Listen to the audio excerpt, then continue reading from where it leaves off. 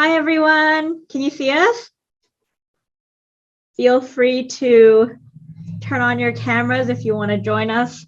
We're going to get started pretty quickly here. I think there's still some people trickling into the room, but I think we'll start answering some questions because you guys had a lot of really fun, exciting questions to ask us, and we're here to talk more about thread again. Definitely. And if you guys have any questions that you didn't submit before the talk, feel free to just type it in the chat.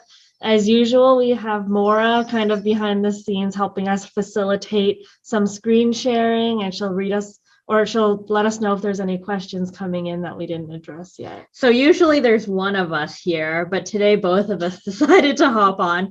We're doing it a little bit more fun today because we're not talking about one subject. We're just kind of doing like a Q&A style, so it's pretty casual. So if this is your first time here, I'm just going to introduce myself. Hi, I'm Calista. And I'm Stephanie. Nice to meet you.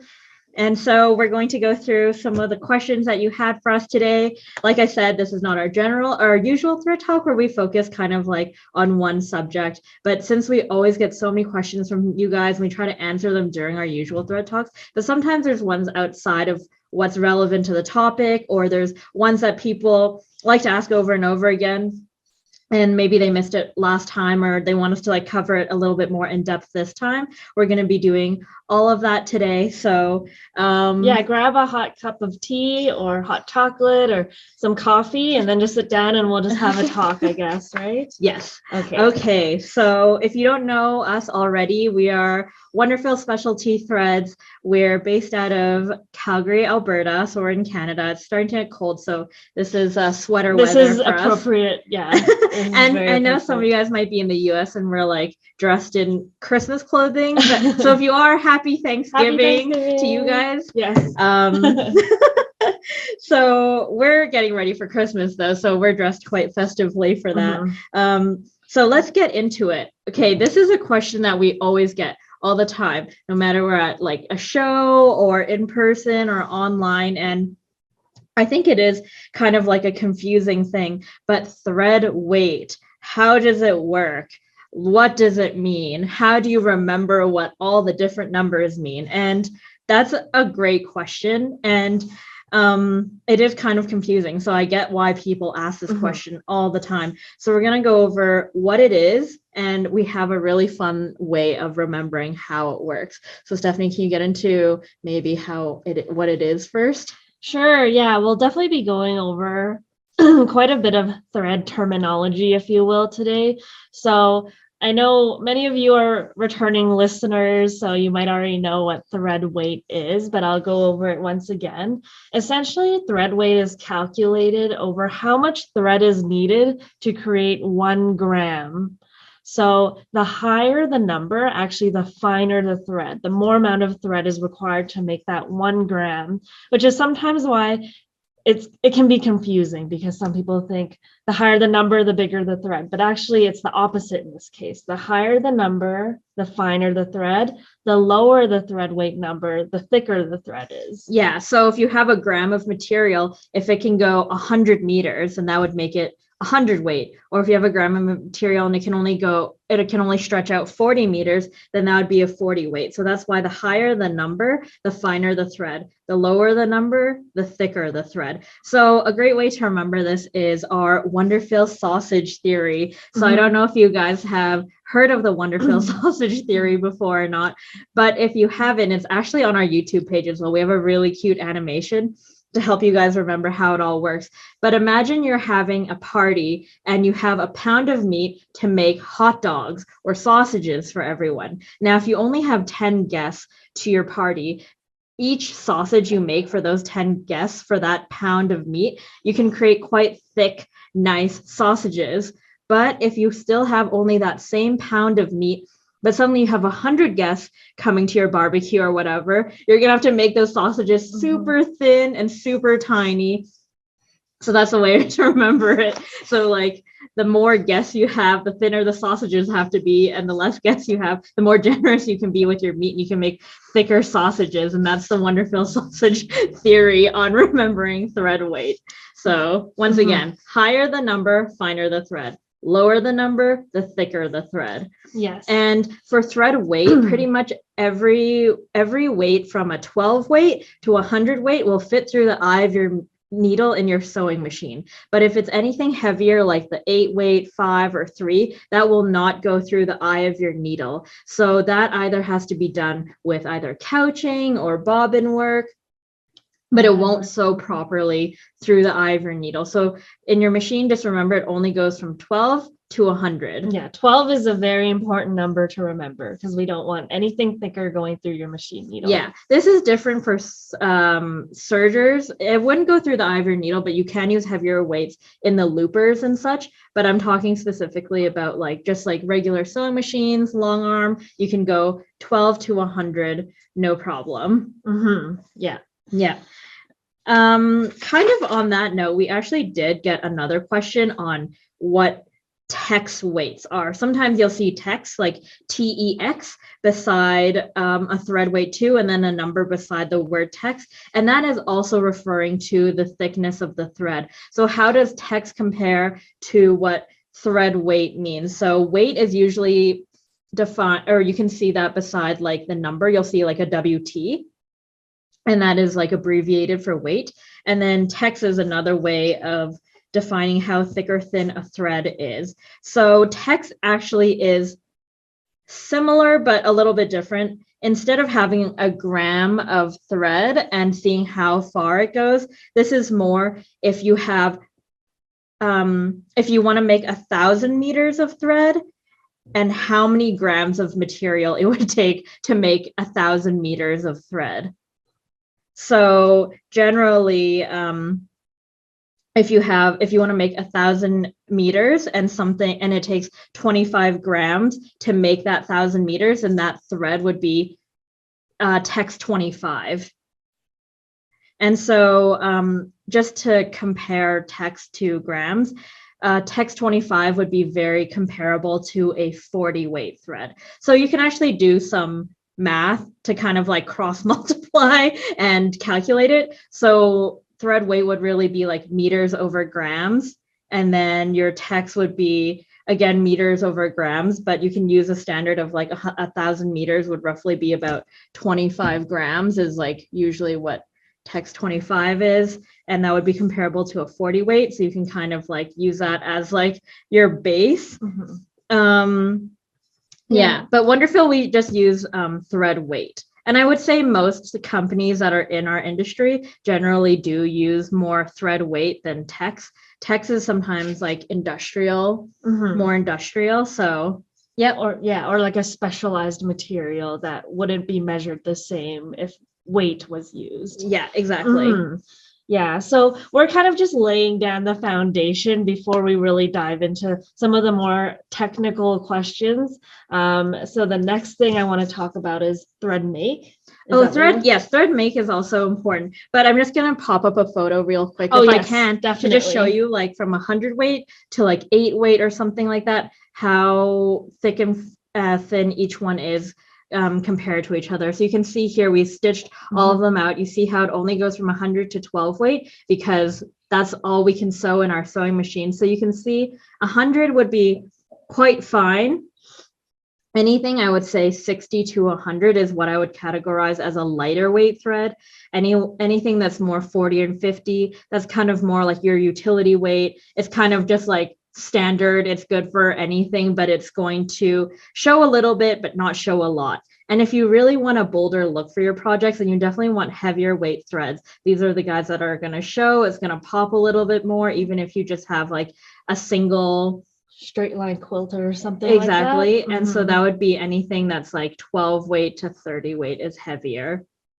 So this is stitched out, but not stitched out. You can see on the next photo, it's side by side photos of you just took a single strand. So you can see the 100 weight, it's like barely visible. And then the 12 weight obviously is like very bold compared to that.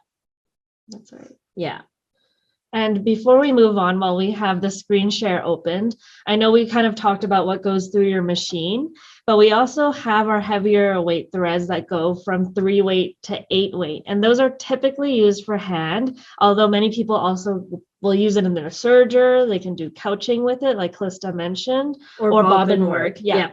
Bobbin work would be just it wound around the bobbin and then you trace your design on the top. So we'll go a little bit into that a bit later, but I do want to hop to the next picture and just show you one more after.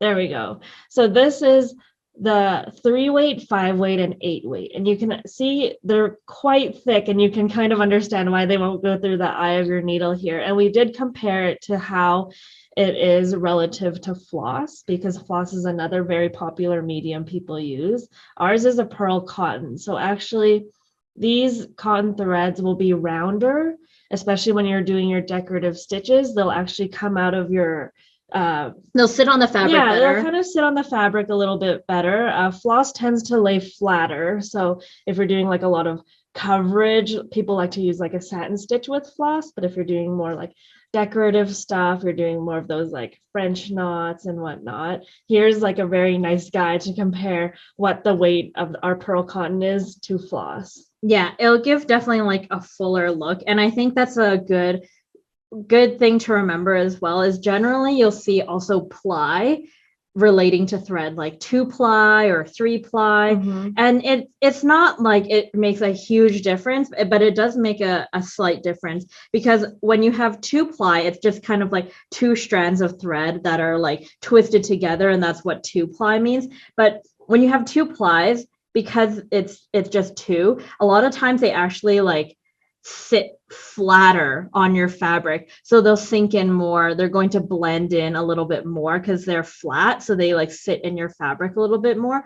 So if you don't want your thread to show as much also, or you want it to be a little bit flatter, then using 2-ply threads will generally do that. Whereas like with quilting, you generally, well, it depends on the look you want, but if you want your quilting to show a little bit more, or the reason why our 50 weight quilting thread is a 3-ply is because when you have 3, they can't sit flat. It's one side is always sticking out a little bit more. So it's going to be a little bit rounder, a little bit fuller, and it sits on top of your fabric a little bit better. So if you're looking for threads that are more decorative, like 3-ply, if you see that it means it's going to probably sit on your fabric a little bit more. You're going to see it a little bit more than you would a 2-ply thread. Yeah, and I actually think that's a really nice segue into a picture we kind of zoomed by a little bit earlier. It's actually what we used for piecing. So Maura, do you want to just hop back one slide?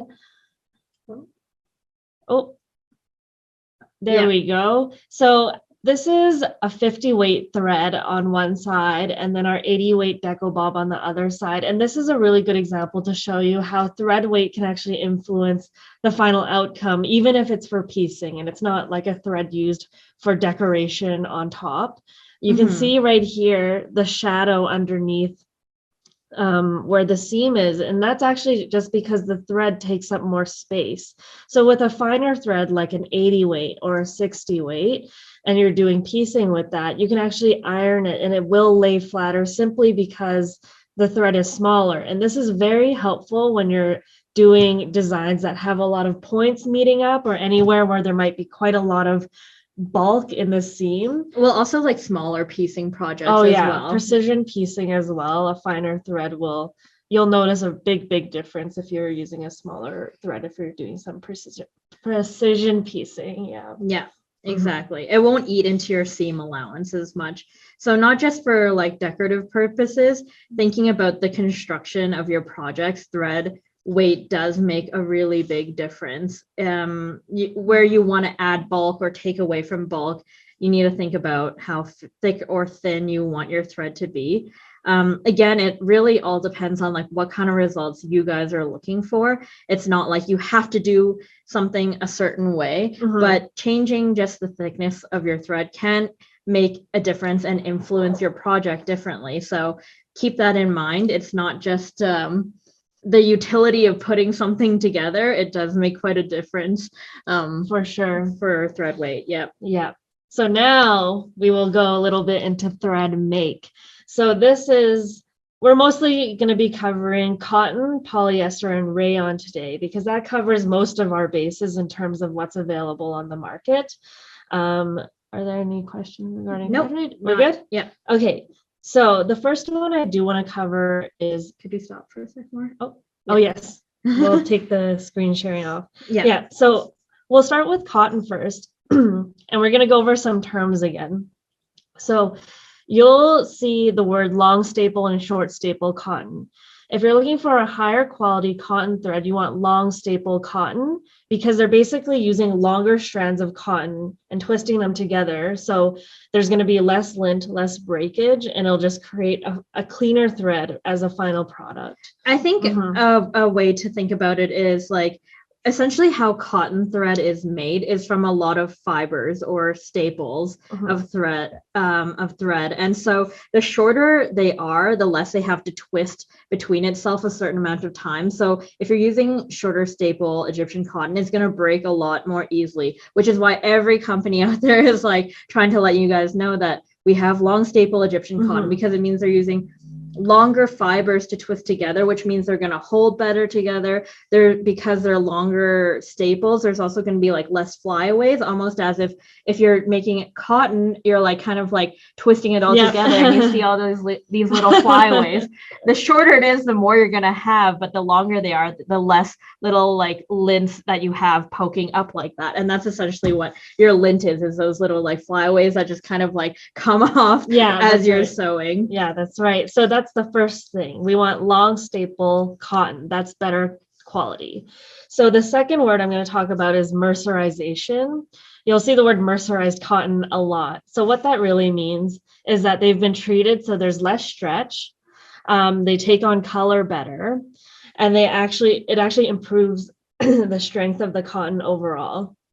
So that's just a treatment that the cotton goes through. And then finally, I want to talk about double gassing. You'll see that term a lot if you ever go on our website and look up what our cotton is all about. But double gassing is a process in which the thread will go through actually a flame, once to remove 80% of the lint the first time, and then one more time to remove another 80% of the lint. So our cotton actually comes out to become like a very clean thread at the end that won't gunk up your machine. We're very strong against using any sort of residues or glue to hold down lint, so you don't have to worry about that. And for quilting cottons, which is mostly, our most popular is confetti spaghetti, those are actually 3-ply. So they're also like a rounder cotton thread. So the three terms again are long staple, mercerized, double gassed, and then we have Egyptian cotton. So that's what we have here at WonderFil. So that's what I wanted to cover on our bases with that. If anyone has any questions, remember, just type it in the chat and we'll try to address it as we are going on. So if we're good on the cotton front, the next one I do want to talk about is our polyester. So you'll hear about our cottonized polyester and our trilobal polyester. So did you want to cover that? Yeah, sure. So for the trilobal polyester, it's kind of actually the shape of the thread is almost triangular shaped. And so that's where the tri comes from for the trilobal polyester. And it actually, because it has more sides to it, it's more reflective. So that's actually why it's a shinier thread. It's going to show more when you're quilting with it or when you're doing embroidery with it. And so that's kind of great for decorative purposes. But we also have a really big category of polyester thread that we carry that's called cottonized as well. And a lot of you guys always ask us, what does cottonized polyester mean? Does it mean it's a cotton wrapped polyester? And the answer is actually no, there's zero cotton in any of our cottonized polyesters. The reason why that they're called cottonized polyesters is because we treat the polyester in a way such that it behaves more like a cotton thread. So there's a lot of things people love about cotton, and so we try to mimic that in a polyester. And you'd probably be wondering, like, why would you try to mimic a cotton thread in polyester? Why wouldn't you just use a cotton thread instead? Like, why would you go with a polyester? And there's a lot of reasons for that. One is cotton thread, because of how I explained before, how they're like a fiber, like it's you actually can't make them so fine, like lighter than 60 weight. They actually lose a lot of their strength because of the way they're made. It's a like a staple thread. So the only way to get such a fine thread, like an 80 weight or 100 weight, is if you're using a polyester. But a lot of people have caution about using polyester because they've heard, oh, it might like rip your fabric over time or things like that. It doesn't degrade the same way as like a cotton thread would. Or if you wash it, what if it shrinks and stretches or puckers your fabric? But so the reason why we treat the polyester with the cottonization process is so we take out any stretch, so it won't pucker after you wash it or iron it or anything like that. There's no shrinkage that is going to happen. We actually give it a matte finish, so it's not shiny anymore like a lot of polyester is usually shinier. So it looks more like a cotton as well. And it also gives it a little bit of a grippier texture, so it hangs onto the fabric, clings to the fabric easier, so it's not like a slippery thread to work with, because a lot of people use those finer threads for English paper piecing and things like that as well. So it kind of becomes like a perfect thread because you have actually zero lint with cottonized polyester, but it has the strength. It still retains the strength, but it's not going to do the stretching. It's not going to look shiny and everything like that. So is there a cottonized polyester in the embroidery thread section? So we do recommend a lot of our cottonized polyesters for doing embroidery as well. And we don't, I think in our embroidery section, we do list DecoBob as one of the ones that we recommend, because actually we use DecoBob a lot for the bobbin, but just talking about it as an embroidery thread, I'm assuming you're talking about it for the top. We recommend it because you can have such a fine thread, like an 80 weight. It's great for applications like lettering or fine detailing, monogramming, a lot of things that you can't get done with like a heavier, like 40 weight rayon or something like that, where it becomes, your design will become really muddled sometimes if it's like really close together or you try to shrink it down. If you have a smaller design that has a lot of detail, using those lighter weight threads is fantastic for that. Yeah, and we'll be able to show you some pictures in a little bit. Yeah, because there's actually some like related questions. So you guys are totally on the right track. And is DecoBob used for both regular sewing and embroidery? What about quilting? That's a great question, and that's actually something someone asked in the pre-submitted questions as well. And pretty much every sample that you ever see on our screen, that you'll ever see in our booth, or like anything that we've talked about or we show, is pretty much using DecoBob in the bobbin. So whether that is using it on the long arm or using it in the regular sewing machine or even on the embroidery machine as well, we're always using DecoBob in the bobbin. So that's also with a 100 weight thread, an 80 weight thread, like DecoBob on the top as well, or a 40 or 50 weight thread, a 12 weight thread. We're always using DecoBob in the bobbin. And we are going to get into that question later on. I do want to just like quickly say, yes, we use it for everything right now, but I'm going to explain further on because someone did ask that question as well. And I do have like more in-depth answer for you. Yeah. So now that we're done cotton and polyester, I do want to touch on rayon a little bit because I know we have some embroiderers out there that are a bit more curious about rayon. So the rayon we carry is viscose rayon. Now that's a type of rayon. I think there's 3 main types. The one we carry is viscose rayon. It almost looks like silk. It's very soft to the touch, and it's mostly used for embroidery or decorative stitching. And we have quite a large range in terms of like the weight you can get for our rayon. And some people even like to do it for hand, actually. So I do want to pull up a quick picture. This actually shows the difference between rayon and polyester. So you can see on the one side with polyester, the thread almost looks a bit glittery. And that's kind of what Calista mentioned earlier with the trilobal polyester. That's what's on the right-hand side there. And that's what kind of makes it sparkly almost. It catches the light like that. That's right. So it almost like reflects and kind of gives you that look. So some people like that, some people don't. If you want something that's got a more natural sheen to it, then go for Rayon. Yeah. I actually personally love the look of Rayon because it's like very natural looking. It's a really nice luster. It has a really nice luster. It's more continuous of a sheen. You won't go wrong using either or. Again, a lot of things are actually just preference. Yeah. It's just kind of like you can't tell a painter to only use oil paints or like watercolors. It really depends on like what you're doing and like what kind of look you want, because they give you different results. Yeah, because we did receive a few questions on like, oh, what's the best thread for quilting, or what's the best thread for embroidery? So this is kind of what we'll move on to a little bit next. I think unless you have anything to add, we can pretty much jump into the topic of quilting, thread choice in quilting. Yes. Yeah. Okay. So like Calista said, I think like a really good place to start is thinking about what you want your finished product to look like, or your finished project, what it'll be used for, if it'll be washed a lot, if you're just going to frame it.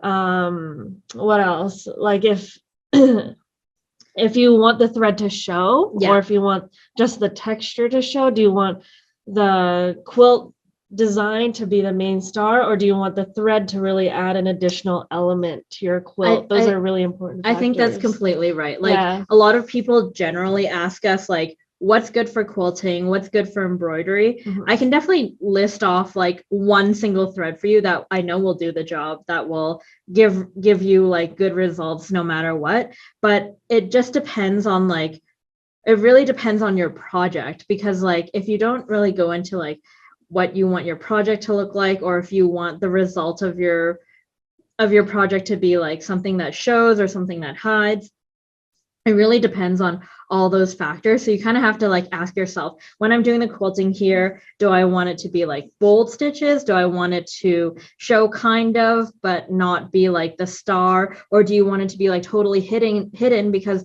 what you pieced is really should be like what your eye is catching first? Or if you're doing embroidery, do you want it to be like kind of like matte looking or vintagey looking? Or do you want it to be like shiny regular embroidery? Or maybe like I want it to be special and use like heavier threads, or use shiny threads, metallic threads. So it really depends on like those few things that you need to ask yourself. And that's why we try to cover all the different threads that we have, because we can definitely recommend like this one thread for embroidery, but we actually have like 10 threads that would be good for embroidery. And that is kind of like overwhelming. So we like to break down each one and explain how it's good for this, or why it's good for this in this instance, and really like understand a little bit better why each thread is good for each different thing. And yeah, definitely how it affects the outcome. Definitely all those factors.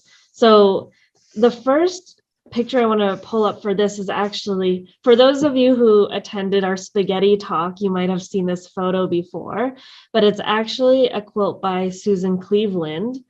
You can see her prairie point right there too. So on the left where you see the red mini quilt, she actually did a combination of machine quilting it and hand quilting it. And they're both used, she's both using spaghetti in those areas. And you can really see how the thread sticks out a lot from the design. And that is meant to be an added element as part of her quilt. So spaghetti, again, is our 12-weight cotton, our double gas cotton thread there. So I just really wanted to show you these photos so you can see, because the next photo before you go to that, Ashley, I think you can like look at this quilt, especially the red one on the side, and really look at it. She did applique with the daisies, and then she did decorative stitching with the 12 weight as well.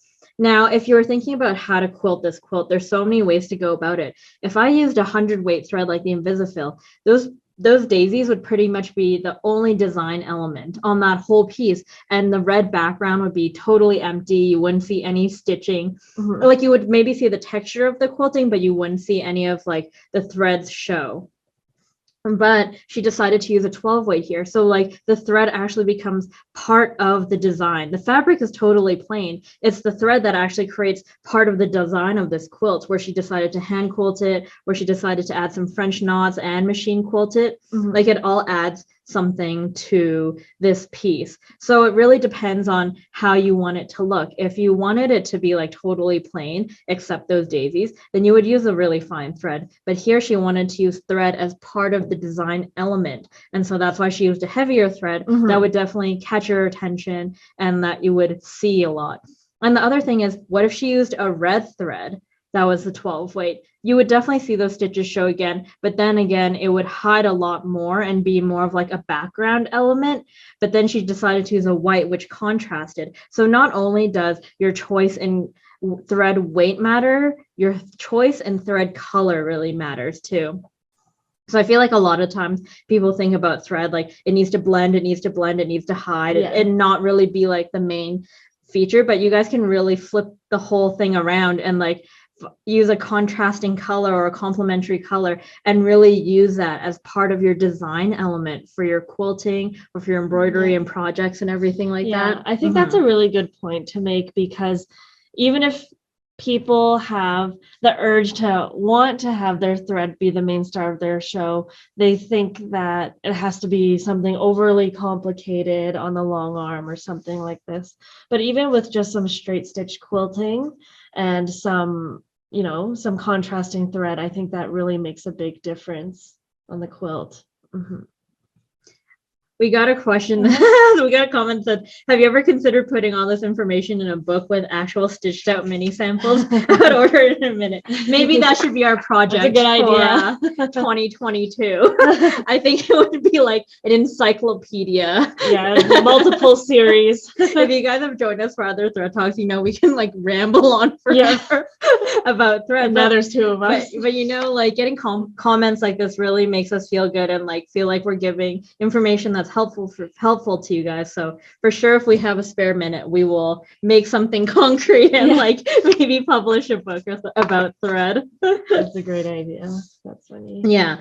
So if Maura wants to just hop to the so I pulled up this picture because it actually is a really great contrast between using heavy, medium, and lightweight thread just for quilting. This quilt is done by a lady named Terry Cherney, and she does everything on the long arm. She's extremely talented. So I just want to highlight to you, the borders of those rectangles are actually done with the 12 weight, the spaghetti that we just showed you. The kind of checkered pattern on the inside of the rectangles is done with the 50 weight. It's a variegated called Tootie. And then the rest of the quilting all done in the back that you can't see as well in the far photo on the left, but if you look on the close-up, that's actually 100 weight Invisifil. And so that's when you can really see the texture of the quilt pop, but not the thread. Yeah, so not just thinking about like putting only one weight of quilt in one weight of thread in a quilt, but using your thread weight to add dimension into your quilting makes a huge difference as well, because you can create layers and it kind of creates a lot of depth in your project. So you really see, your eye really catches that 12 weight pop out and you really see those squares super clearly. And then like that 100 weight almost recedes into the background. So you can use thread weight to really like help you pop certain things and like not hide, but kind of like mute back or push other parts of your design elements to the back. And so it creates a lot of like layers in what you're doing. So don't just think once I choose 50 weight, it's going to be 50 weight for this whole quilt. Or once I choose 12 weight, I have to commit to using the bowl 12 weight for the whole quilt. It's really like you can combine different thread weights and really like enhance how your quilting looks, and it's really, really cool to do that. Mhm. Even if you're doing applique, if you're thinking back to that daisy that we saw in the last class or in the last photo, where you have it popping out with the 12 weight and the decorative applique on the edge, if you quilted all of the back of that with 100 weight Invisifil, those daisies would pop out at you even more. Yeah, almost trapunto like. Yeah, almost trapunto like. So you can really like create Yeah. some cool like visual effect by using those different thread weights to bring certain elements forward or certain elements back to highlight the parts of the quilt that you want. Yeah. And I did want to mention really quickly that 2D is actually our variegated thread. So there's the word variegated and multicolored, and sometimes they get interchanged, but they actually do mean different things. Variegated essentially means it's the same color in different variations. And that's what a variegated thread is. A multicolor thread is you'll have a thread that's maybe red, green, brown. That's a multicolor thread. So here 2D is our variegated thread, and it can intimidate some people, but if you look here, actually, it's quite subtle, and I think it's very pretty. So if you ever wanted to try a variegated thread, it's actually not too eye-catching. It's just subtle enough that I think it adds a really cool detail. Maura, can you scroll up a little bit to the chat? Because I did see a question that I wanted to answer, which would be, do you ever attend guild retreats? I'd love to have this talk or for January virtual retreat. We actually started doing more virtual events. The reason is obviously because of COVID. That's actually what inspired the Thread Talks. Yeah, that's we really missed seeing everyone at the trade shows all the time. And usually when we do these trade shows and events, we always like try to do like a class or a lecture. And we haven't had that for so long, especially like being in Canada. Sometimes it's not like super simple getting across the border anymore. Yeah. So we wanted to find a way to connect with you guys. And that's why we created the Thread Talk series. And so we have been talking a lot more about like opening up to stores and guilds. If you guys just reach out to us, like we'd be happy to arrange something and speak at your events. So yeah, just Maura will write an email address in the chat box. I think it's just going to be marketing@wonderfil.net. If you guys are interested in having us speak at one of your events, we're happy to do that. And yeah, we're just trying to find more ways to get connected with everyone and be passionate about thread. I feel like everyone's always super excited to buy fabric, and I want everyone to be excited to buy thread. And hopefully doing some of that can inspire you guys. Was there another question, or was that? Hooray. Which one? We got all the questions, right? Yep, I think we got all the questions. Good. So I think we want to go back to the topic, which was choosing the threads for quilting. For quilting. Yeah, I think we have one more photo I really want to show you guys. This is also done by Terry Cherney. And like I said, she's incredible. Like she does everything on her long arm. But here she actually, like before, it was a plain piece of fabric. And what she did was she actually quilted WonderFil with our metallic thread Spotlight. And she also quilted the background into these tiny little spools of thread. So if you go to the next slide, Maura, we have a close-up. And this is quilted with Invisifil. And she made these tiny little logos that we had, and she did it all over the background. And again, you can see that even though this whole piece was quilted with just thread, it's not in different colors of fabric or anything. You can really design your whole quilt around those kind of stuff. Okay, I just got a question. Sorry that we missed this, but it said, when using Deco Bob for embroidery, is it best to use Invisifil in the bobbin? So for those of you guys don't know, Deco Bob is the 80 weight that we were talking about earlier that we recommend for a bobbin, and the Invisifil is 100 weight thread, so that would be finer. So you're asking if we're using the finer thread, the Invisifil on top, would we also match a finer thread in the bobbin, or would we still use Deco Bob? So I'm just going to say this again. We use Deco Bob for everything. So even if we're using a finer weight thread on top or a heavier weight thread on top, we're always using Deco Bob for the bobbin. The reason why we recommend Deco Bob for the bobbin, which is the 80 weight versus the Invisifil 100 weight, is because a lot of the new machines that are coming out now have sensors and such, and they're very, very sensitive. So there have been some people that like their machine can't read when the 100 weight gets used in the bobbin and it says that they're out of bobbin thread. So we know 80 weight will work in all those machines, but generally 80 weight is like perfect. You don't need to go finer than that for your embroidery or if you're using deco bob on top. And as well, like I know there's a myth that you have to use the same weight of thread top and bobbin or top and bottom, and that is not true. Your threads are essentially kind of like holding hands or just kind of like holding each other on top of your fabric there, and you don't need them to be the same weight. And I'm going to give you another analogy is that like because they're holding hands, it's kind of like us in real life. We don't have to be the same height to hold hands. We can be a tall person and a short person and we can still hold hands. And that's what your thread is doing as well. So no, you don't need your top and bobbin thread to match. And especially if you're thinking about using a heavier weight thread, you would never use a 12 weight thread on top and then a 12 weight thread in your bobbin. No. I think your machine might like scream at you if you try doing that and make all sorts of noises. Definitely we just recommend 80 weight deco bob in the bobbin for everything. Don't worry about what thread is on top. Okay, should we move on to the next question? It's kind of related. It is related. It's how to choose thread for embroidery. So we're approaching this the same way as well. How will your embroidery be used? Is it for decoration? Are you doing freestanding lace? And is your freestanding lace stiff or is it like a doily, something that's very soft, right? Is it going to be on a garment that's going to be washed a ton of times, or is it mostly for display? So those are all questions to think about when you're choosing thread. There's no quick and easy answer, unfortunately, to this either. I would say that generally 40 weight thread is the standard for machine embroidery.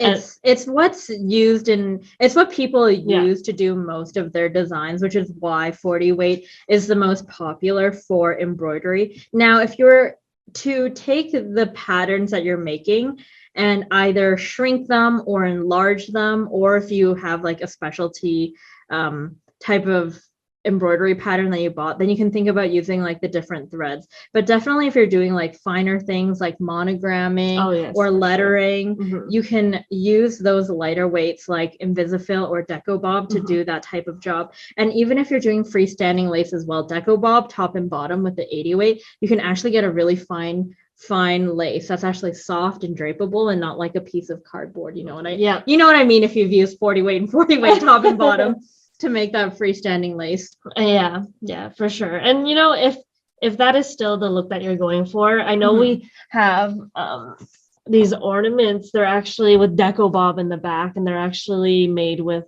12 weight GlaMore on the front. GlaMore's are rayon thread that has one strand of metallic through it, and we actually use the 80 weight in the back too. So this is also like another option, like Calista said. It doesn't have to be, I don't know if that will, oh, there we go. And if you notice something about using this 12 weight, I think you can actually tell, but look how texturous this design is. It adds so much texture using a heavier weight thread. You can kind of see it on the side because you can see like all that texture that's added to your design. And so playing with the different thread weights is definitely a really fun thing to do. Can you pass me the cotton sample? I think a lot of people think to only use rayon and polyester as well for their embroidery designs, but a lot of people actually never think to use cotton. Cotton can actually give you a really cool look. This camera? So we're just going to switch camera views really quick. I'm going to show you a better close-up of this cotton this sample here. So this is actually a 40 weight that's used on top here. This is a rayon, and I'm going to show you actually the same design using, see the sheen on you can see the sheen on it a little bit. Now I'm going to show you the same design in a cotton and also in a 12 weight cotton. So it's both going to give you a totally different finish and a totally different look, but it's the same design. So I'll flip this over. If you can see that, it almost looks like it's hand done. It also gives more of like a vintagey look. It's really cool, actually, that you can get such a different effect by just changing your thread as well.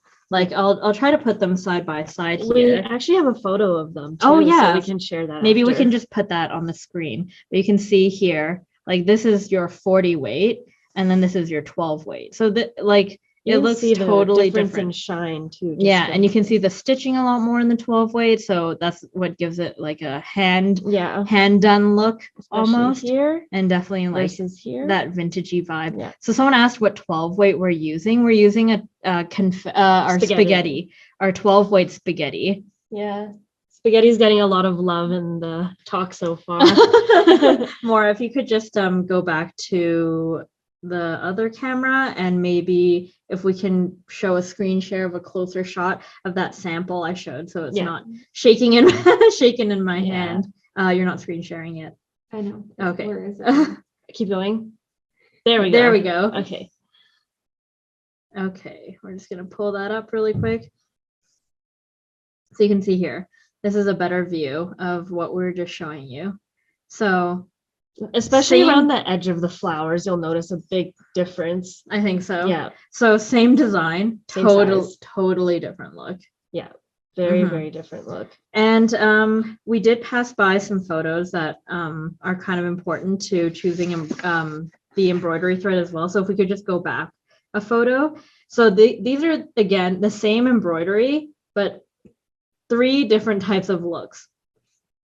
So starting on the one from the very left, that is actually using our cotton. That's a 50 weight cotton thread called confetti. So it gives you a really flat look.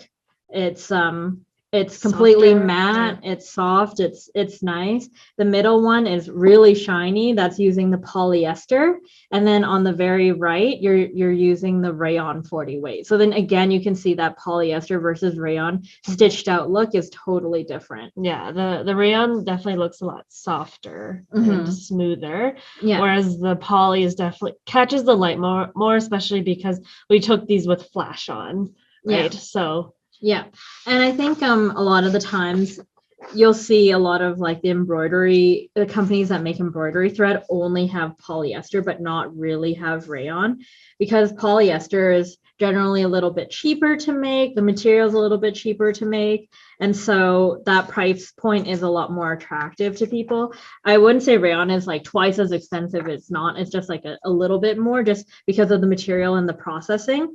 But it gives you like a really nice sheen. And I think a lot of people miss out on rayon because they don't realize like the difference in the way it looks.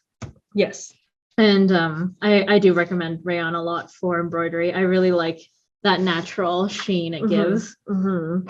Okay. Now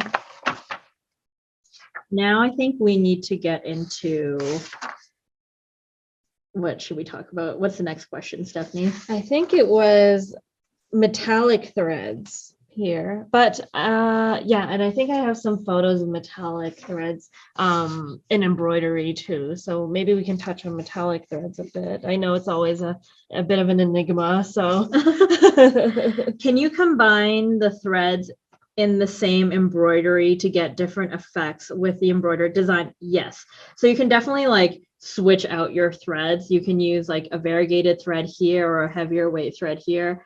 It depends sometimes on the design. If it's like a really dense one, you might want to like reduce the number of stitches and just kind of like loosen things up if you're going to switch to like a totally like heavier thread. I would say it all depends on the design. Actually, yeah, we do have a photo we forgot to share. It's actually of I think it's a red work of a lady, and we actually sized it in a few different sizes with a few different weights of thread, so you can actually see also how the size of the design influences your final outcome as an embroidery pattern. So we're just going to pull that up now. So you can see here in the top, we're going to start from the top. So the top left photo is using a 30 weight thread.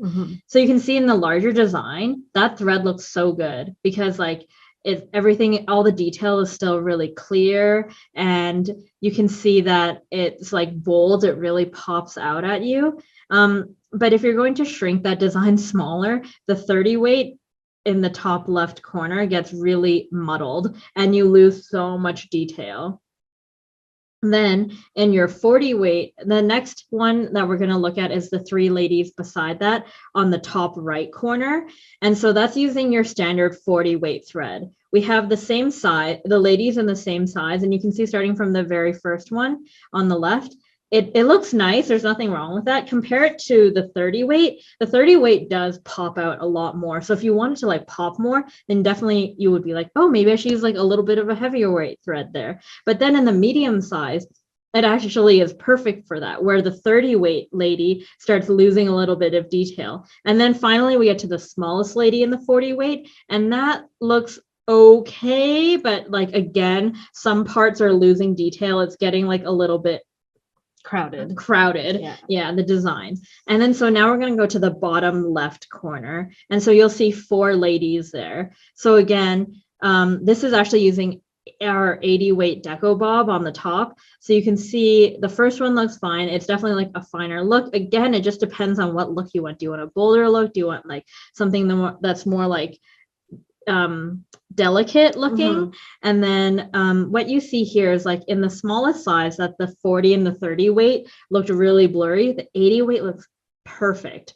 It looks perfect. And then we can actually shrink that down even further. But again, some parts you can see there's like darker red patches. That's where the design starts to look a little bit like crowded again. So then you see on the very bottom right-hand corner, that's using 100 weight Invisifil, so even finer. And you can see in the smallest lady, then you can capture all the detail perfectly.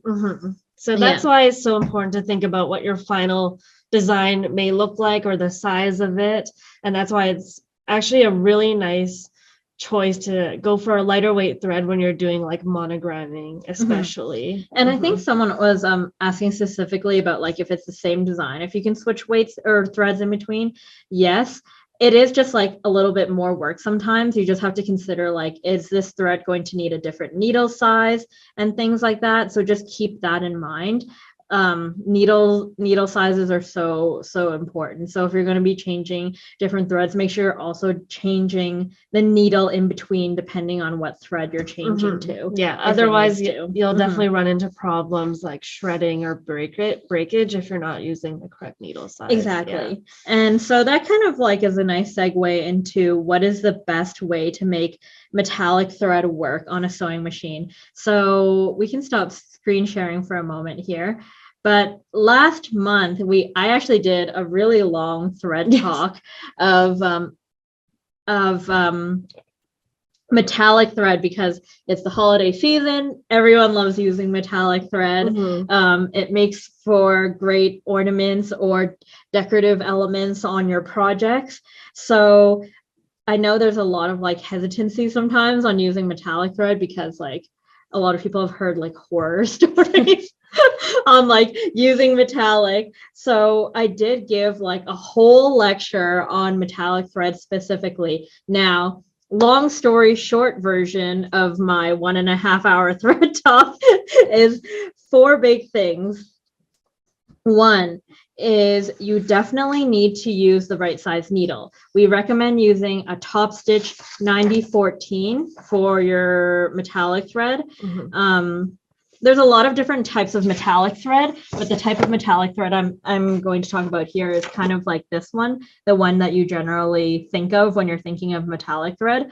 The reason why I said there's a lot of different types is because we also have heavier metallic threads like this GlaMore 12 weight, but I'm talking more specifically about like a standard 40 like 40 weight metallic thread. So use like a 90-14 needle. Make sure it's either top stitch or metallic needle. Now Schmetz actually puts these two almost in the same category, because the biggest difference between like top stitch and metallic needles to other needles is it actually has a larger eye. the needle eye has a larger hole, so it's just like better for the metallic thread to work in. So it doesn't really matter whether you have already metallic needles at home or if you have top stitch. They're kind of like interchangeable in my mind, but that's what we definitely recommend. The second thing is using a lighter weight bobbin. This is actually one of the times where I'm like, okay, you should 100% use like a 60 or an 80 weight at least bobbin when you're doing metallic threads, because it helps a lot with reducing the bulk, especially because metallic threads a lot of the times is used in embroidery. And so you're kind of like building up a lot of bulk. So it just has like less material to go through or kind of like have to punch through over and over again if you're using a lighter weight thread and reducing like what it has to go through on the bottom. The other thing is go slow. A lot of people sew with metallic the same speed they sew with everything else. And I know a lot of you guys out there are speed demons. So I think I see some guilty faces. But with metallic thread, it actually is very important that you go a little bit slower, like cut 50% speed is what I'm asking you. You guys can build back up from there, but try to like take it slow and kind of find where that threshold is where you're like starting to go a little bit faster and it breaks. So then just like go back down to like that slower speed and you'll be able to find what's comfortable to slow or sew with. But like right off the bat, just like start slower. And also when you're sewing with metallic thread, metallics actually have the best memory of any thread. So when I talk about memory, I'm talking about the way it retains its shape. After it comes off the thread. So metallic has the best memory and cotton has the worst memory. And because of that, cotton thread is one of the easiest threads to sew with, and metallic is then one of the most difficult threads to sew with, because when it comes off the spool, it kind of still looks curly. You see how it wants to like twist on itself again? I have done nothing but just like lightly unspool this, and you see how it keeps that curl? Like it looks wavy right now. Where cotton thread would almost instantly straighten out right away. And that's really good because it makes it really easy to feed into your machine.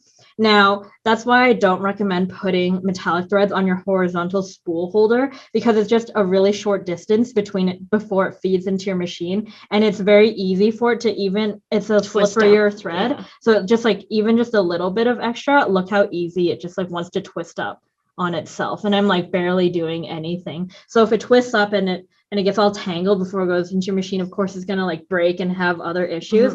So try to, if you have like a stand, maybe like a vertical one that's a little bit further away. You want to lengthen the distance sometimes from where the spool is to when it actually starts feeding into your machine, so there's time for the thread to relax a little bit and straighten out a little bit. Now do this reasonably.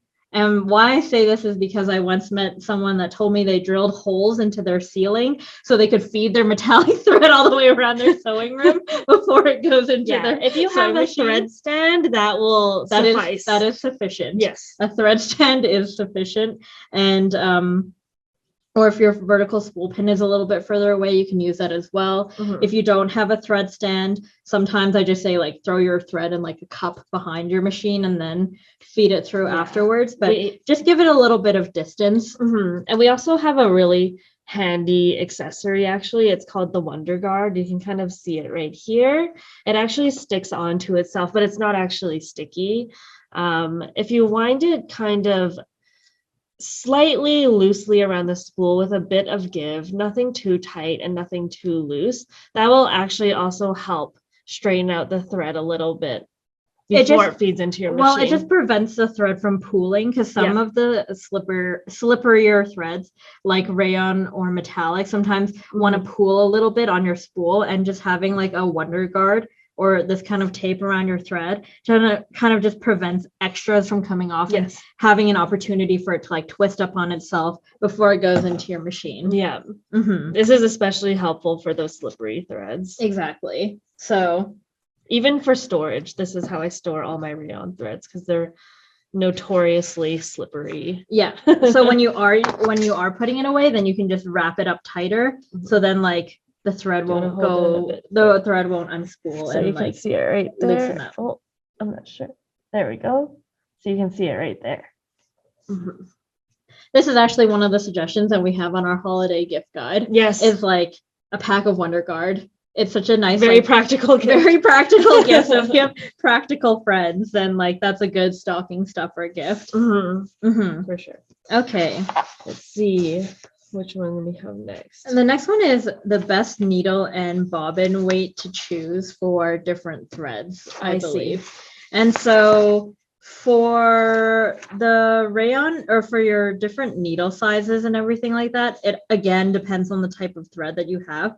So instead of me going over every type of needle size for every type of thread, Yes, go onto our website and actually if you go to wonderfil.ca, under products, you'll see a tab for resources, and we actually have all our color charts online, all our hints and tips for every thread line that we have on there as well. And there you can actually see the suggested needle sizes for everything. Yeah, I mean, we try to make the information as accessible as possible. So even if you're just on the thread page and you're like, I have confetti, I don't know what thread to use, as long as you click into the confetti page, there will be a list of usages, needle size, how many sizes even the spool comes in, as much information as we could put on that page. We tried our best. So don't hesitate to go on the website. There's tons of educational information, including actually a bobbin guide, which is very, very helpful if you don't know what size bobbin your machine takes. I think speaking of bobbins, the next question is concerning bobbin size, and can deco bob be used for the bobbin when sewing with any of the threads you sell, which is something we talked about earlier, but this is the question I was talking about that someone asked. And so we're going to go into it a little bit more in depth now. And yes, absolutely. I'm going to repeat it again. You can use it with every one of our threads that we sell. You can use it with threads that we don't sell as well. Like we just recommend it for the bobbin for everything. It's just absolutely fantastic. It reduces the bulk in whatever you're doing. So in the context of piecing, it's just going to reduce the bulk in your seams. If we're talking about quilting, especially if you're going to have like a more densely quilted quilt, it is nice to reduce how much thread is going into that quilt, because thread does have weight to it. Yes. and it will like influence the weight a lot. It influences the weight of your quilt. It also will influence how stiff your quilt is too, because like actually every stitch you form, 30% of the thread that goes into that stitch is coming from your bobbin. And I think a lot of people don't realize how much bobbin thread makes a difference in your projects too, because you only think about seeing the top thread, but bobbin thread actually makes a lot of difference in like making your projects softer if you use a lighter weight thread, and reducing the bulk.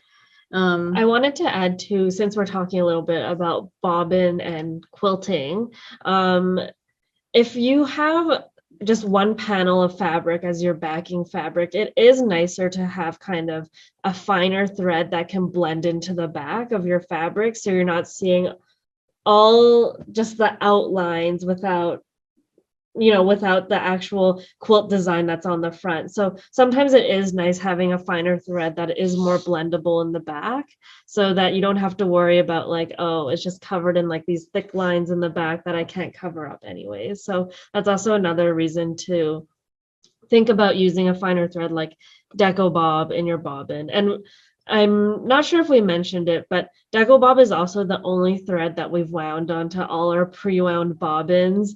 Pre-wound bobbins are like an excellent resource to use in many ways, not just because it's already done for you. Of course, that's like a really awesome perk already, but it actually is wound more consistently. You get more thread per bobbin. So in a quilting or embroidery stance, that's already very highly beneficial.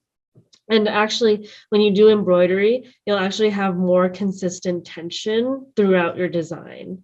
And even if you're quilting or doing any sort of long arming or sewing as well. So I think superficially, Deco Bobbin, the bobbin is great because one, it's finer. So if you think about putting like a 40 weight or a 50 weight thread or even 60 weight thread, you're not going to be able to pack as much thread onto a bobbin. Whereas the 80 weight is so fine that you can actually put a lot of thread on your bobbin. So one, you're changing it less often. So that's a really lazy but awesome reason to already start using Deco Bob is you have to change them less often. But then for the pre-wound, so you are able to wind Deco Bob onto your bobbins yourself as well. But we always recommend pre-wounds because unlike your sewing machine, which is like this tiny little area that winds your bobbin, these pre-wounds are made in the factory on giant machines that are there to wind the thread perfectly. So you're not going to get like lumps and bumps or uneven tension that comes from winding it on your own machine. And you'll know what I mean because your thread will never feed totally evenly. If you look at your pre-wound bobbins or your not pre-wound but your wound bobbins at home, you'll notice that there might be a little bit more here or there, or they kind of go like this across, and sometimes it's not even when it's winding, right? Yeah, but the pre-wound, you can see this is totally flat on the top, and you can see how evenly that's all wound there. Mm-hmm. And that's a perfect pre-wound bobbin. So when it's feeding from your bobbin case, it's going to give you like really great perfect tension. And so it's especially noticeable when you're doing like embroidery where so many stitches are laying together, or when you're quilting as well. It's going to give you more consistent tension as well. Yeah. And this is important when you're doing free motion where you're already kind of like tugging the fabric a little bit. Sometimes if there's like parts where the thread pulls a little bit more in your bobbin from winding it yourself, that will eliminate any tension problems when doing that. Yeah. I love pre-wound bobbins, but they don't fit in my machine. Oh no. I know. Yeah, unfortunately we carry them in class 15 L size, and we do have them some big old M bobbins too, but unfortunately not every machine will take a pre-wound. So that's why it's important to figure out what bobbin size your machine takes. I know quite a few Berninas don't like have a unique bobbin, so in those cases you can wind them yourself. I think going a bit slower will oftentimes result in something that's a little bit more even. If you are not sure about what bobbin size you are, you can actually also go onto our website. On that resources page again, we have our bobbin guide on there.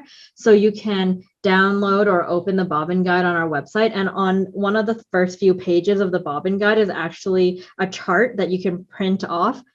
And so you can measure your bobbin on there to see what size it is. And it'll tell you if it's an L size or a 15. And then you can there's a buy the according size. Yeah, there's like a whole legend and everything with a ton of machines on there that you can kind of go by. And we skipped a few photos that I wanted to bring up before, but since we're still talking about bobbins a little bit, more if you're gonna pull up that wolf pic.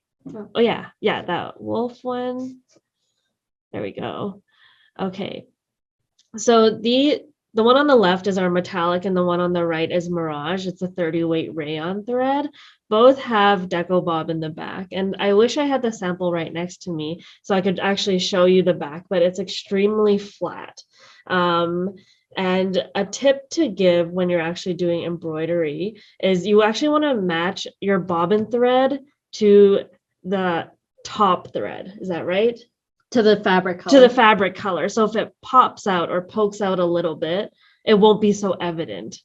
So I just wanted to show you this really quickly. And I think the next slide too is freestanding lace with Deco Bob. Yes. On the mention of like pokies and things like that, I think a lot of people just default to white or black bobbin thread, but I actually never suggest white and black bobbin thread unless like your fabric is like white or black, or you're trying to match it like on a freestanding lace where you want white and black and black. Yes. But I actually like to recommend neutral colors like the ones that I'm holding in my hand here. They're kind of like gray and beigey colors, or cream instead of just like a stark white and black, because they're on the ends of the spectrum. Of the color spectrum, your eye is like bound to catch those colors a lot more easily than neutral colors. So if you're worried about pokies or things like that or matching your thread, and you don't know, just choose a neutral, because those will like blend a lot more. And even if you accidentally get like some pokies here or there, they're going to like hide a lot better. And you won't notice them as much. And that kind of goes too with Calista. Actually, her first quilt was like a foundation paper piece, and it had all shades of red in it, and gray and black and white. And she actually quilted the whole thing with gray deco bob. It was like a light gray Invisifil. Sorry, a light gray Invisifil across all those colors. And because it was so fine, she never had to change out her colors or anything. It actually just kind of sunk in and blended really perfectly. So so fine threads are like a really great tool to use both in the top and the bottom. And I know we kind of have this picture just like on the screen that we haven't taken down yet. This is the freestanding lace we were talking about earlier. If you want something that's very like loose and soft and flexible, Deco Bob or Invisifil both are magnificent threads to use for these freestanding lace, for these things like doilies and whatnot. Freestanding lace. So I think that was the last photo we had for the embroidery front anyways, and kind of related to Deco Bob. Yeah, that's right. So what was our next question here? It's using rayon threads in the serger. Okay, using rayon threads in the serger. Now we kind of talked about rayon thread.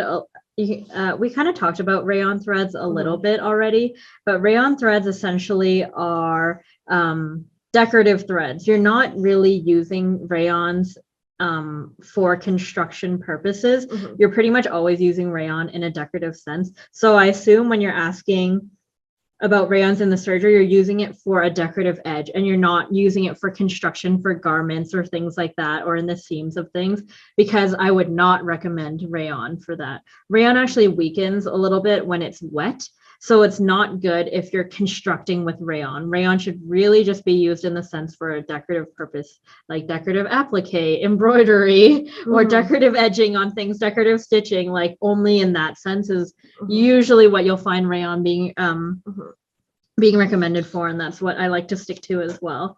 So if you're using rayon in the serger, absolutely use it in the loopers, because that's where you would put it so you can through the see needle. It. And you can definitely use, like, we have a variety of weights in the for our rayon. Maybe we should change the camera view really quick.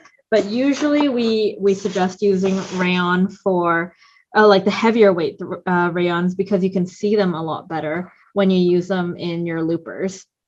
So you can see it fills like really nicely, and here as well.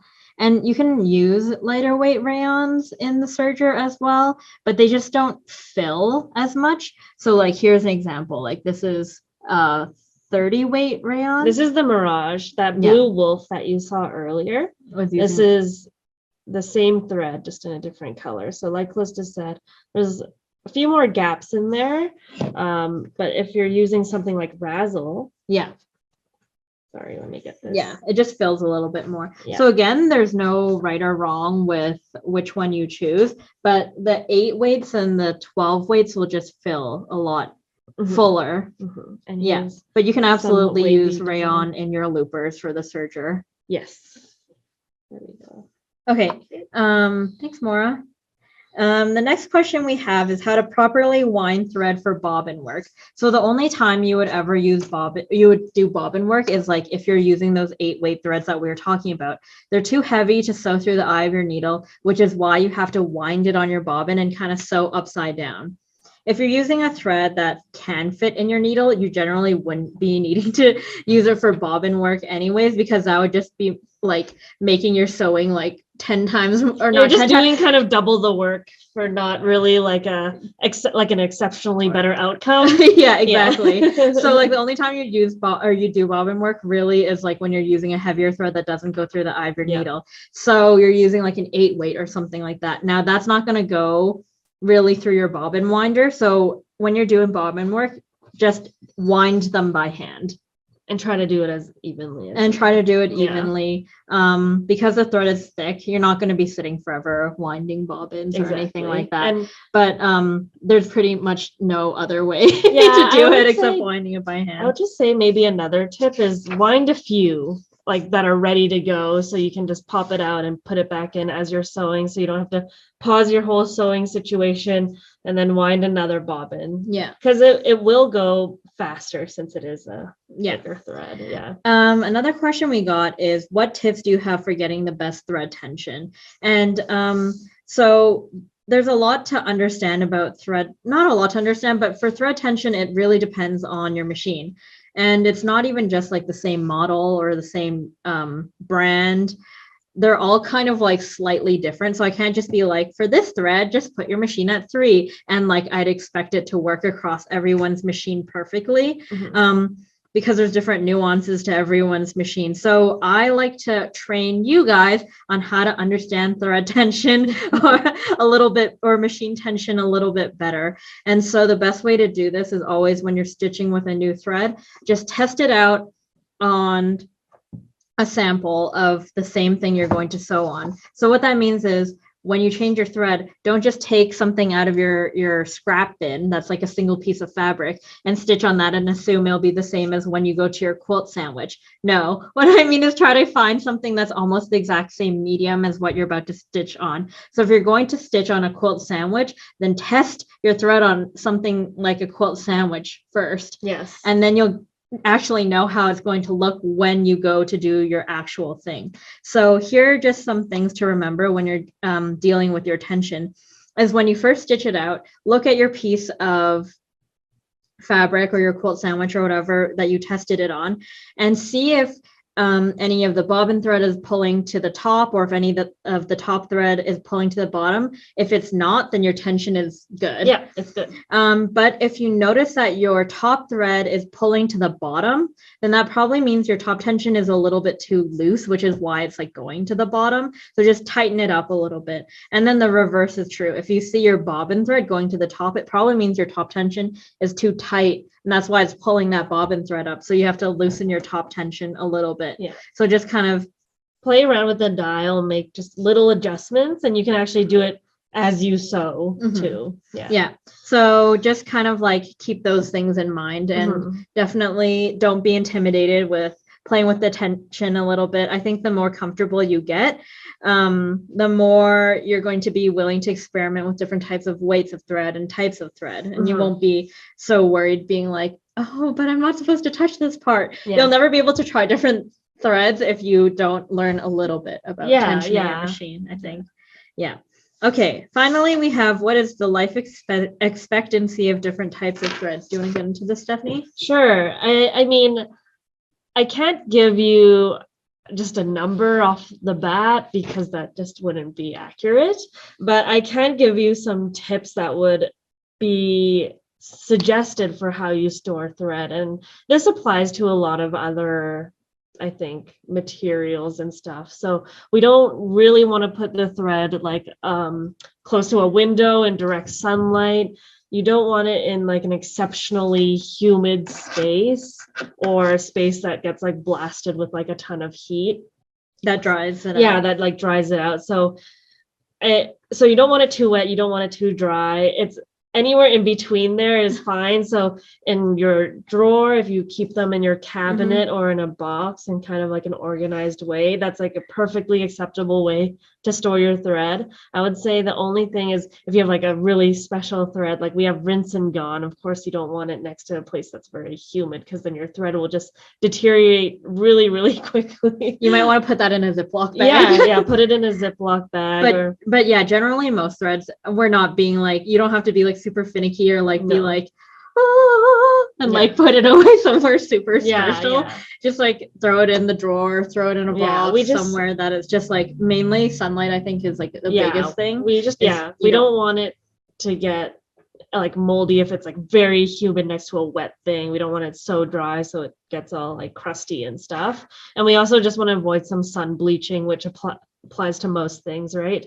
So just somewhere like in your closet, in a cabinet, or in a box is like a perfectly good place to store your thread. And if your thread is out there for like 5 days in the sun, it's fine. Yeah, this is like long term. We're talking about like years of it like being by a window, and you haven't used that thread in 3 years, but it was like sitting right in direct sunlight there the whole time, and then you go to use it and maybe there's like an issue or something. Yeah, this is not like, oh no, I left my thread by the window in the afternoon. This is like I left it there for like a long time. Yeah. So don't worry about it. It's actually a very easy thing to take care of. Just store it properly, like most of your other things, and it should be fine. And then I also got, how do I use a large spool of thread on a standard Brother sewing machine? They're too large for my thread tamer. So the thread tamer is a stand. If you're finding that the spool is too large, honestly, you can place it just beside your machine before you feed it in. There's nothing special you really have to do unless that thread can't balance by itself beside the machine. Then you can maybe like throw it in a cup or something like that and then feed it through your machine. But you just need it so it's not like running all over your table while you're sewing. Yeah, nothing special. And if you have a bit of a thread guide near where your spool is usually, then if it's next to your machine, just thread it through the thread guide and then into your machine, and that will work perfectly fine. Yeah, I think that answers most of the Q&A questions that we got today. If you guys like this format, please let us know, because we'd be happy to do more of it in the future. But we're dressed up for a certain reason, and that's because the holidays are coming. So we have some fun things that we want to talk about, just gift ideas and such. We're going to run down some of our favorite gift ideas. The first one I have is actually, I don't know if you guys have ever seen this on our website before, but you can build your own box of Eleganza thread. It's BYOB, if you will. Yeah, BYOB. It's not related to booze, but it's build your own box. So of Eleganza. So you can like craft your own perfect set of little colors. And so for your friends or for yourself, because why not? Treat yourself. And every few months we change the pattern, but right now we are giving away this free pattern, which is like a little sweater. Yeah, I just made this, when did I make this? Last weekend. It's just like a cute little sweater made on our merino wool. So there it is right there. Yeah, so it's a nice little gift because it comes with a pattern already. So if you don't know what to make, then you have a little like starter project for that. And then the next thing I want to get into is kind of our Bobbinator. I don't know if you've heard of our Bobbinator before, but the Bobbinator is great for people that do English paper piecing or kind of EPP, or EPP is English paper. See, what am I talking about? Or even just sewing on the go. We've heard tons of people just love this little contraption for sewing on the go. Yeah. So pretty much there's a few compartments to this thing, but it fits your regular bobbin. So that's your class 15 bobbins or your L size bobbins. And you can, this is the L size, so that's why the bobbins look smaller in it. But what you can do is there's a top compartment, and you can take that spool out, and you can take that piece of thread. Can we change the angle? Yeah, you can take that piece of thread. Martha, you mind changing the angle for us? Thank you. And there's actually a slit that's on the Bobbinator here, and so your thread can feed. So if you have like thread that is already on your bobbin and you don't know how to use the rest of it, you can actually put it in here. So you can use any extra that is finished for a previous project and actually not waste any of that thread.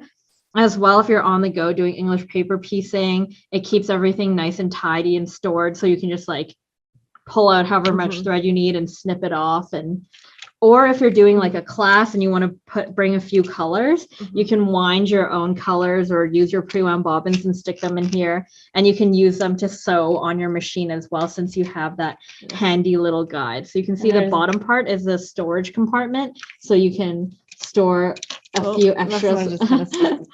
So like a few extra with those few colors in there. Okay, so the next thing we have is our mystery blind box. So this is something more, if you can, oh, actually, we'll go here. This is something new that we have this year. This is an open one, but essentially you'll see there are no windows on this box, but there are a few spools of thread, special ones that we've put in each pack. So it's a nice little stocking stuffer because it'll be a surprise because they all have different colors, but you'll always get a spool of Deco Bob. You'll get a Wonder Guard inside as well. And you'll also get, in this mystery pack, we actually have 2 metallic threads. They also come with a QR code that you can scan because they all come with free projects. Sorry, it's actually 2 Deco Bob that you get per box. So sometimes it's going to be like another type of decorative thread like Fabulux or Mirage. But in this one, we have 2 GlaMore. So you'll never know what you get. So it's just like a fun stocking stuffer type gift. So, and I believe this is our limited edition color this year. Yeah. So it's a really cute aqua color. And it does come wrapped in the box. So we just had it loose to show you. Oh yeah, you can actually hang it on the Christmas tree because this is how it comes. You can see here that there's actually a little thread here that you can hang on the Christmas tree. So it's a nice decoration as well. Perfect. And then we also have our other limited edition Christmas packs. So in each GlaMore pack, there's actually 2 custom colors. This one is a green and gold variegated, or not variegated, but metallic. And then this one's a red and silver metallic. So this one's called Christmas Tree. Is it Christmas Tree or Christmas Wreath? Christmas Tree, and this one's called Candy Cane. And then in this one, we have a blue, I think right here, I have the open spools. We have a blue and white we have a blue and white combo, and then we have a blue and purple combo. So those are really fun. And we made like some very cute placemats with these new colors. It's in the shape of an ornament. So you can see here. And all of the Christmas packs actually come with a free pattern inside. So no matter which Christmas pack you get, it's gonna come with a free pattern. Mm-hmm. If you're into hand stitching, another one we always love to recommend to people is our Eleganza pack. So if you don't know what colors to pick out yourself, you can always pick out one of these already pre-arranged packs. And they come in a bunch of really fun colors. It's, again, a really lovely gift for yourself or a friend. Yeah. I think that's all for our holiday gift guide. Just some quick things. Yeah, there's loads and loads of packs. And oh yes, we forgot to touch on this guy. We mentioned him quite a lot in our talk today. This is our thread tamer. It's actually a thread guide, a thread stand. Back of the packaging actually shows you how it's meant to be used.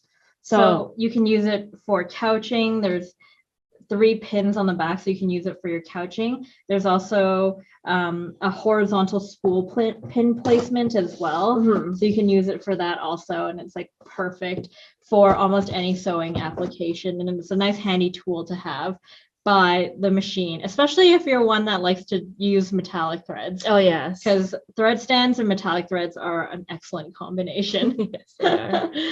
Okay. Do we have any more questions before we start drawing a winner? Oh yes! Oh my goodness, I almost forgot. We have to remember to we're gonna pick a winner. So we're gonna give away one of our mystery boxes today to one of you guys. And 2 Eleganza packs. Yep. To you guys have patiently Did I grab them? They're right there. Yep. Patiently watched us for so long today. Yes. I love the packaging this year. It's very cute. Yes. So our prize today is our 2021 holiday Eleganza packs right there, plus a mystery blind box. Ooh. And so, Maura, do you want to let us know who our lucky winners are today? Okay, we're going to... Here is our first winner. What prize is this person going to receive, Stephanie? Which one? Let's do the Eleganza. Which color? Which color? Yes. This one? Sure. This one is Modern Christmas. And the winner is, drum roll please, Jody Reed. Do we have a Jody Reed here? We are going to ask you to email us marketing@wonderfil.net, right, Maura? Mm-hmm. And there we go. Hooray! Yay! So reach out to us and let us know what your address is so we can ship you your Christmas gift. Yes. All right. We have another winner here. Do you want to read out the name, Stephanie? Okay. What are they going to win? Maybe let's do the blind box. That's always fun. The next winner is J.K. Demchuk. Two first initials, so I'm not sure what your first name is, but I have J.K. Demchuk. If you're here, congratulations. So make sure to just reach out to us after this talk. Yes, please reach out to the email that Maura just typed in the chat there. Okay, our final winner. We're waiting for the name once more. All right. Our final winner is Mary HZ. If you're here, Mary, congratulations as well. So we'll got JK right there. Oh, perfect. JK sent a message, and Mary is our final winner. So congratulations, Mary, as well. We're gonna get in touch with you guys and send out all your gifts. Thank you again for joining us for another Thread Talk. Yes, I know today's a very busy day for most of you. You have to, prepare probably lots of food and also get ready for Black Friday and the whole weekend. So we appreciate everyone sticking around and joining us for today's talk. We probably won't have a talk in December because I think everyone will be quite holiday mode, but we're going to start back up in January. And if you guys are interested in having us talk at one of your events or guilds or store or anything like that, please feel free to reach out to us. Again, we're going to be sending out our newsletters for the next Thread Talk. I'm actually going to be building a Thread Talk page on our website so you can more easily find all our previous talks that we've already had.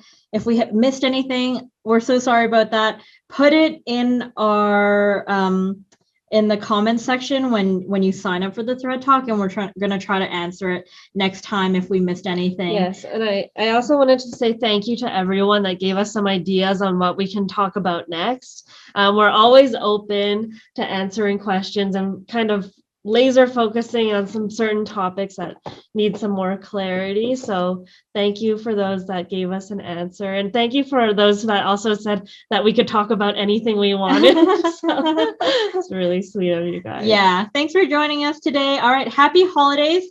We're going to see you real soon. Happy Thanksgiving. Happy Thanksgiving if you're in the US. Yes. Bye, everyone. Bye-bye.